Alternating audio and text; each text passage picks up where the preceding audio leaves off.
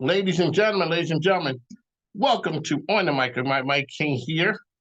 Alrighty, so I'm down with the arts, so this is part of the Mike King Biz Media Network.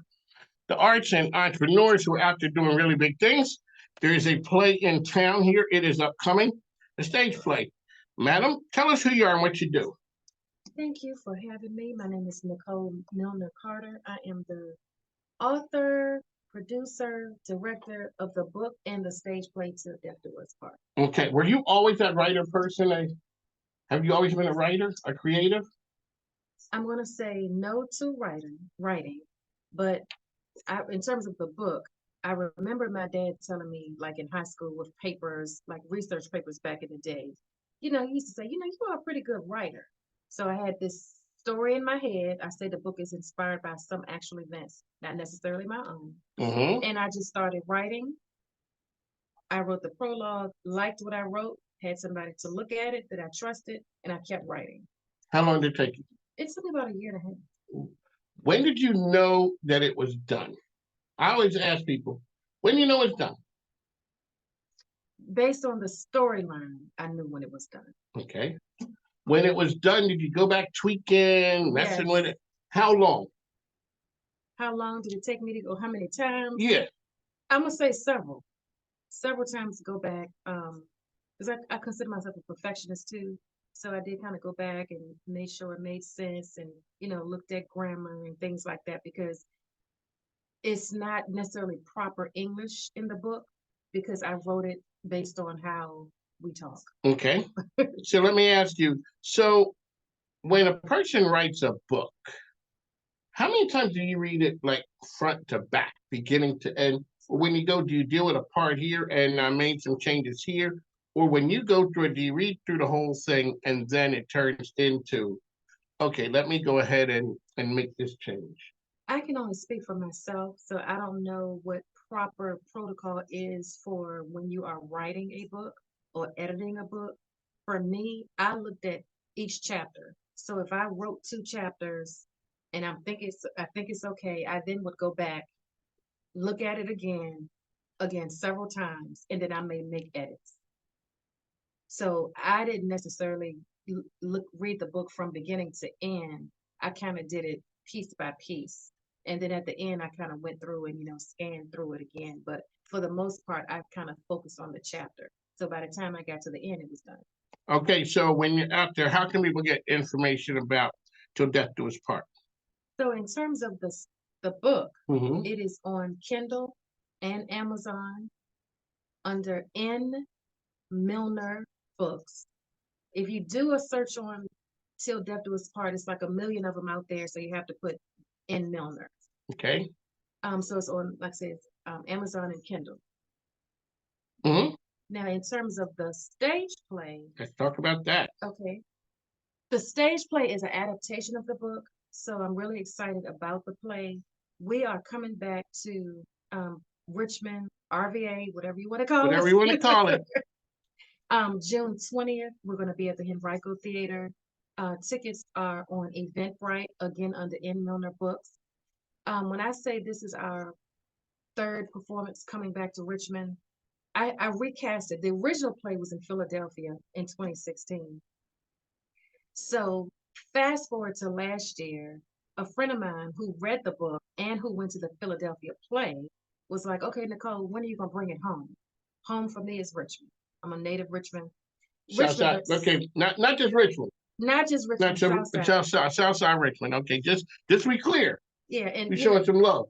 Some people want to say that if you're from Southside, you're not really from Richmond, but we are from Richmond. I just want to say that. It is a different world. It is a different world right here. But people sort of said I didn't find my way over Southside and Chesterfield. It is something. So they're saying bring the work home. Bring this work home. It is a play. Let's go back to you had written a book. Mm-hmm. What was the idea that now all of a sudden, man, you're gonna be like, yo, I'm gonna ball out and make it a play? It just so happened that I was on a email list or something like that with other authors, and I came into contact with this playwright and author in the Philadelphia area. So for me, at that time, you're talking about 2016, it was easier for me to to do it there, and I didn't really do anything.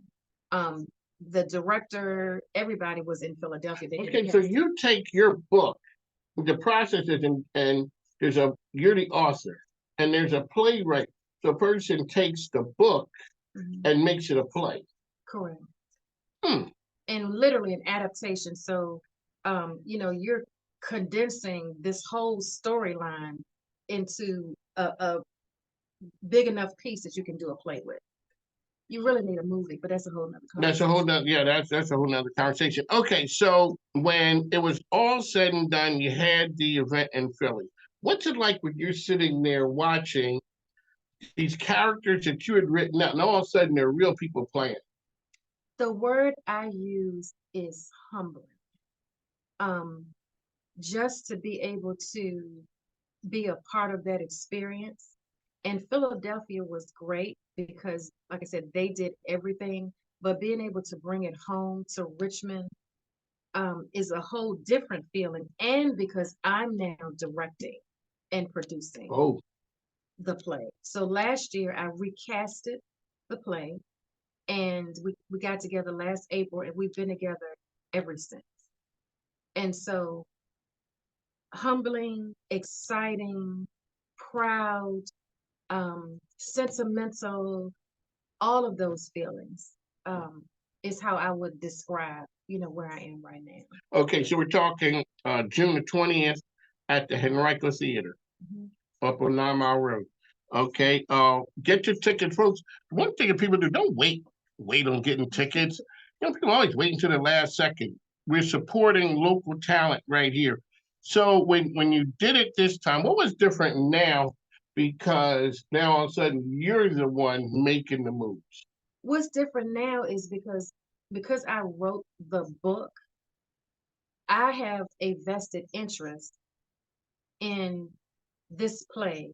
So I know what the characters are, what they should say, how they move, how they interact with each other. What's also different too is that with I cast it, I had the final decision on this Richmond play. Also, what's different is that because we're all here and we're rehearsing together, we have basically created a relationship, the cast. And so all of that is different. And we have like a wide variety of talent um, in terms of those in the play. One of the actors danced on Broadway in The Lion King. We have Mm. a local musician. We have a couple of the members, oh, I'm sorry, a couple of the cast members who was in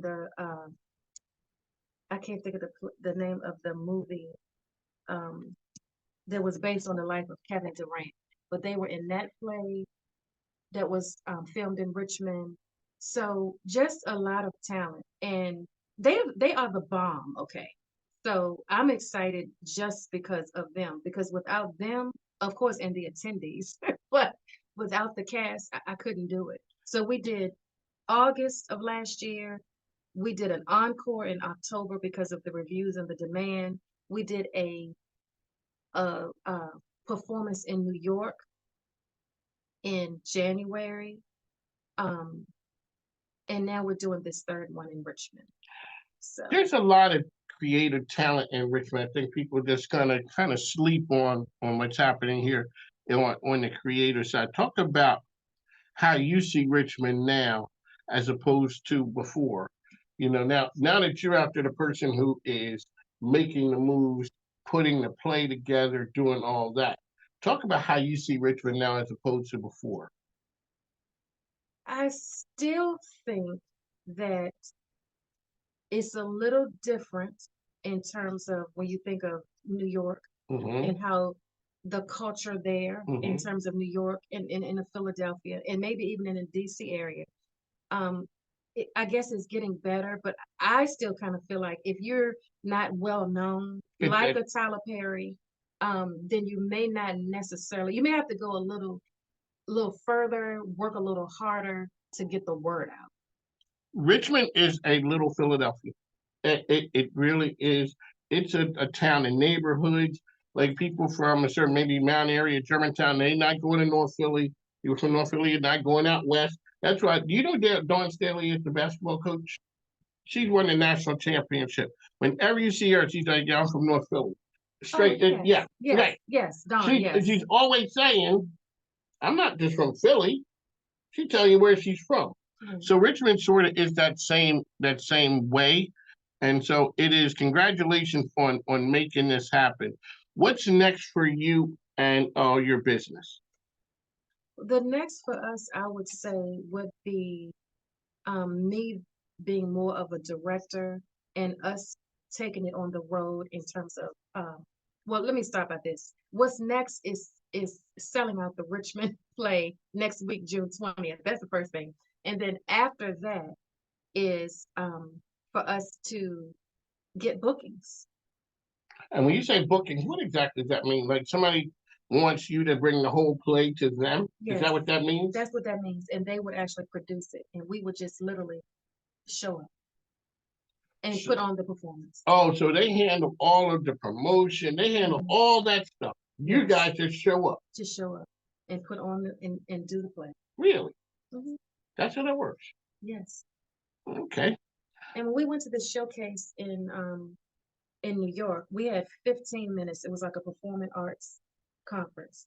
You only had 15 minutes to put on your talent or show your talent. So we had to condense the play and identify enough scenes without giving the play away, because it really is good.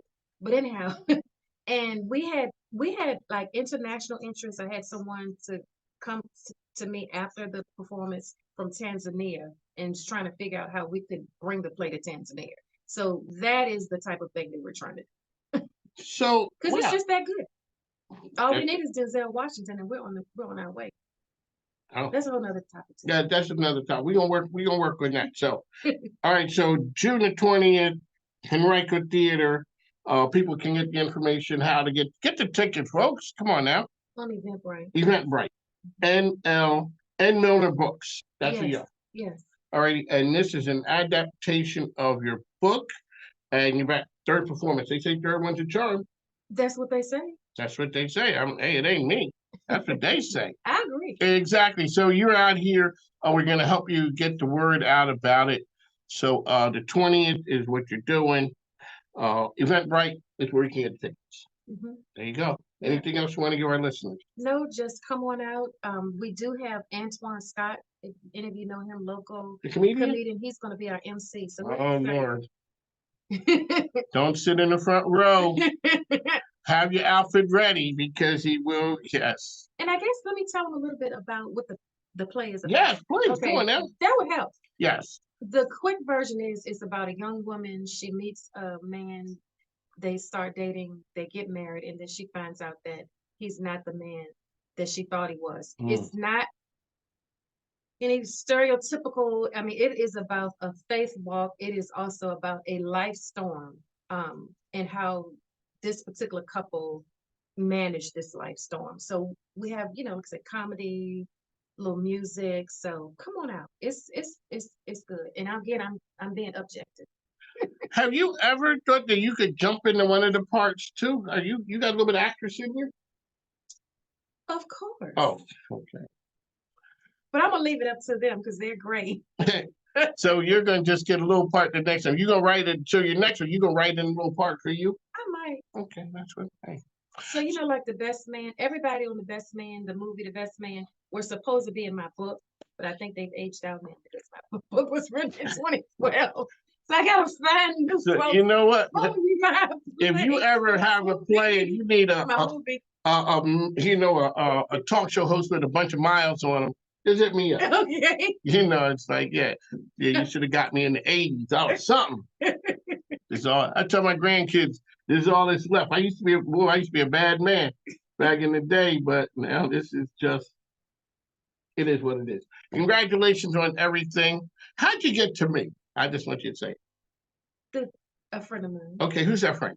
Tanya Scott Hickman. Shout out to Tanya Thanks, Scott. Tanya. Yes, out there making magic happen, doing all the great things. I'd say cool people know cool people. Yes. And so shouting out to a friend of Tanya's is a friend of mine. We got to go. This lady got stuff to do. She can't hang out here all day. on the mic, and Mike, like I said, make sure you take care of the sponsors and advertisers because the microphone ain't free. Plus, my grandkids need stuff, and I got to pay for my wife with this Amazon. Man, the Amazon truck, please keep going sometime. Don't stop every day. Every day, package showing up multiple times a day. Scandalous. All right, we got to go. Take care now. Thanks. Bye.